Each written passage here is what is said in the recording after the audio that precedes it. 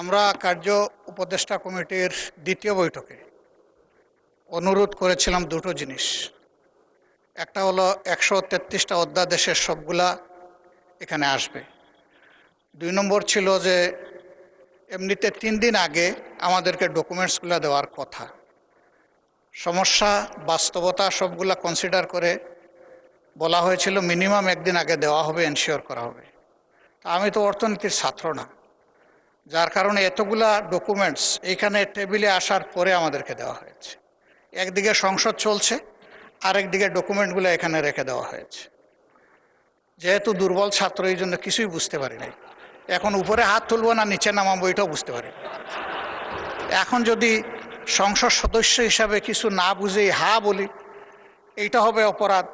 যদি না বুঝে নাও বলি, এইটাও হবে অপরাধ। এই জন্য আমরা চুপ থেকেছি। মাননীয় স্পিকার, আমাদের অবস্থান এখন তাই। আমি জানি না এখানে সরকারি দলের সম্মানিত সদস্যবৃন্দ যারা আছেন তারা হয়তো সবাই অর্থনীতির ছাত্র এবং খুবই স্মার্ট, খুবই ট্যালেন্টেড স্টুডেন্ট ছিলেন, যার কারণে কাগজ দেখা মাত্র ভিতরে কী আছে তারা হয়তো এটা বুঝে ফেলেছেন। আমরা বুঝতে পারি নাই মাননীয় স্পিকার, এটা আমাদের অক্ষমতা। এখন আমরা কি করব, আমাদেরকে একটু পরামর্শ দেন।